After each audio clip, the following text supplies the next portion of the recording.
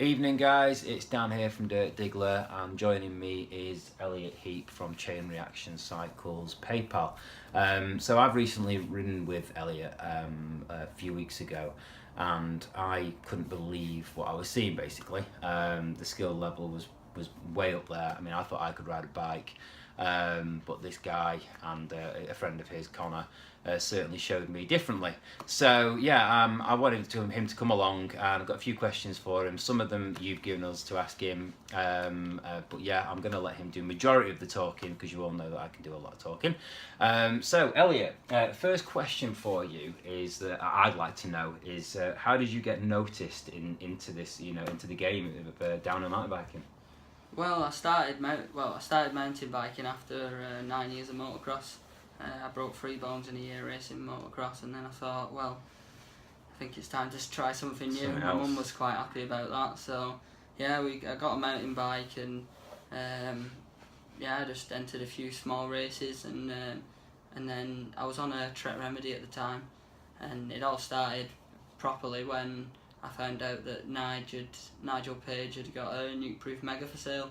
I've got to drop Tony Law's name in there, otherwise they'll go mad at me. Right, okay. Cheers, Tony, for putting me in touch with Nigel. Right, okay, so that makes sense. So you bought the bike off... I bought the bike off Nigel, and basically it just started with, if you need anything with the bike or anything like that, just give me a shout. So he stayed in contact with you? Yeah, he helped me out massive.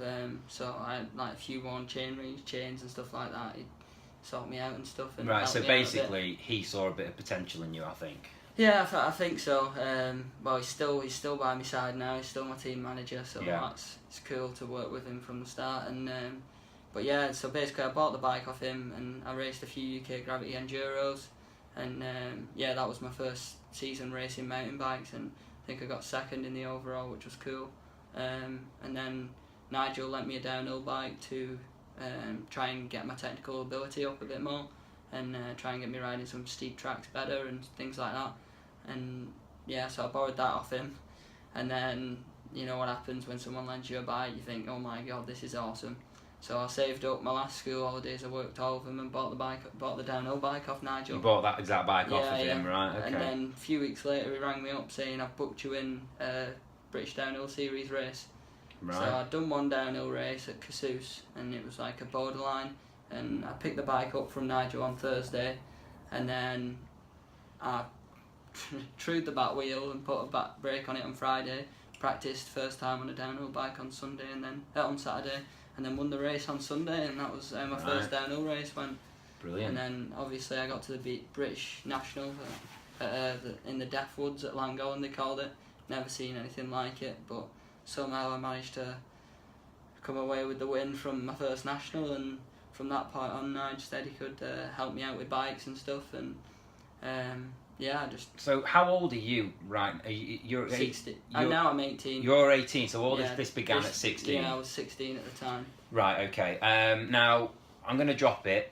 You ride with Sam Hill, that's one of your, your team partner, isn't it? Yeah, he's my teammate. What's he like? Sam, he comes across very quiet. When there's a lot of people around, he is quite a quiet person, but like I spent a lot of time with him at the Enduro World Series at Valberg, because me and Sam were the only team riders there, and he's a legend. Like, does he help you? Does he give you pointers? Yeah, I mean, just getting to ride with him. Meeting Sam, for me, he was one of my massive heroes when I started riding. Must have been quite overwhelming, really. And yeah, when I first met him, I was like, oh god, what do I say? Yeah. I'm a little Wiganer with curly hair. Nice to meet you, Sam. Yeah. But no, he's. I bet he rode with you and went, blooming out, this guy's got potential. Well, I don't see, being Sam Hill, you've seen a lot, and obviously he was an unbelievable rider when he was in junior. Yeah. And he won. He could have been. But didn't you? You mentioned to me that you actually beat him somewhere, didn't you? I think Mont Saint Anne this year I beat his time. Yeah. Right. Okay. Well, that's pretty cool. Which I was quite happy about, but I think his focuses were more on enduro this year. Yeah. So, maybe he wasn't trying to win. Maybe, I don't know. Get a better time. I don't know. Okay, so I've got a few questions that are down here. I'm going to keep looking at them just so I get through them quickly. Right, routine-wise, what do you do? I mean, what is your off-season routine? Well, I've got a trainer, Chris Kilmurray at Point One Athletic. he sends me a schedule the whole season, so I'm strong and healthy throughout. And so basically now this time of year, I've just had, as soon as I finished World Champs at Val di Sol, I came back and I've had a month off the bike, not touched it at all. And basically as soon as that month was over, I was ready to get back on my bike again, because that's mainly all I do is ride my bike. Is it mainly all about the bike, or do you do a lot of like nutrition and that sort of stuff? Do you drink alcohol and things like that? I'm not really interested in alcohol. All my mates, they'll go out and they'll party every weekend and that, but I'm not that bothered. I can. Is your mind always thinking get on the bike, be better on the bike, and push yourself? Or no. Is that a little bit? I'm still 18 years old. I'm still a teenager, and not everything I think about is the bike. I think if you focus on something too much and think about it all the time, you're not going to get any better at it. You need a downtime. So like I'll spend time with my family and my girlfriend and my mates and things like that, and even just riding your bike for fun. So just forget. Well, you came out with me, with Connor and Josh Mozza, and you said then this is your fun time.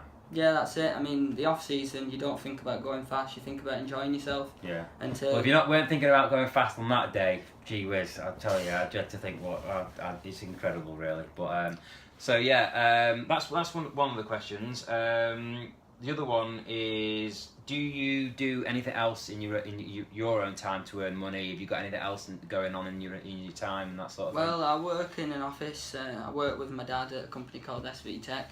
So they've helped me out when I used to race motocross. Obviously, my dad works for them and they pay his wage, which is great. And he has a lot. Like this season, he had a lot of time off coming to races. He had to take me to a few races this season. Does he do a lot of travelling around for you, taking you places? And things, he did. Well, yeah, he still does, because my little brother's quite into downhill as well and enduro. Cool. So he races quite a few British nationals and things like that, and he's getting a lot better. Right. So yeah, I used to have to. I felt it was horrible, really, because I used to have to drag him out of the house every weekend and go riding somewhere. He did it because he knew that's what you wanted to do. He used to drive me when I was 6. He used to drive me up to Cumbria every weekend to race my motorbike. Was your dad quite pushy with it because he could see the potential, or was it because you wanted it? The only pressure that's ever been put on me ever is by myself. I used to, in a motocross race when I was young, I used to cry when I got second. Right, so you really beat yourself up about it. My dad could walk on his hands, and he'll laugh at this, but when I was 6, maybe 8, 9 years old, he could walk on his hands, and we used to go to my nan's house every Wednesday, and until I could beat him, I said every time we got there, Dad, walk on your hands, I'm going to beat you. And as soon as I beat him, he stopped doing it. Right. So I don't know, it's just the way I am. The way you are. I'll never But you've identified that you do need downtime, you've already mentioned that. Yeah, definitely. I think, like, for example, when I got injured, when I was younger, I used to race motocross, and kids used to be on the bike every weekend. Dad used to take them out of school so they could ride the motorbike. And as a family, we couldn't afford to do that every weekend. It was so expensive. And it was literally all about money. Yeah, I'd love to do that with my boys, but there's no way I could afford to do it. But that's it. And but I used to turn up, not rode my bike for 2 weeks, and beat everyone on these 10 grand, 3 bikes each, and I just had one bike that was maybe 5, 6 years old. So it was the passion that got you there, really, more than anything. Well, yeah, and I just wanted to win, and I've been the same since day one. Right, and you're going to keep doing that, aren't you, basically? Why not? Next year. Okay, Ride MTB. Let's talk about that. Yeah, I mean, me and my mate Connor, and my dad's put a lot into it as well. Connor Martin, I met Connor early days in my Who can also ride a bike like it's a toy underneath him. It's ridiculous. Well, we ride together quite a lot, and we learn in the early days. I couldn't go around corners coming from motocross because I used to want to just sit down on my tank, stick my leg out, and let the bike do the work. Yeah, that's it. But I taught Connor how to jump 55-foot sender. You heard it here first. He couldn't do the jumps at Fort William. Still right. Not done since. Yeah. You're going to get beaten for that one. Anyway, okay. So, what do you do when you're actually in season? What's your daily routine or your weekly routine? Are you quite regimented with what you do, or how's that work? Well, basically, I get a spreadsheet of training every 2 weeks. So I get who's that from? That's from Point One Athletic, Chris Gilmurray. Right. So yeah, he sends me a different spreadsheet for each week, which has all. Is it on the bike stuff, or is it gym related? I have everything. I do the gym 2 nights a week, bike 2 twice in Monday to Friday, and then both days at the weekend most of the time. Right. When I'm in season, I ride at least 4 times a week. And what sort of distances or? It depends, because I train for enduro and downhill. So when I'm training for enduro, I do quite a lot of road bike miles.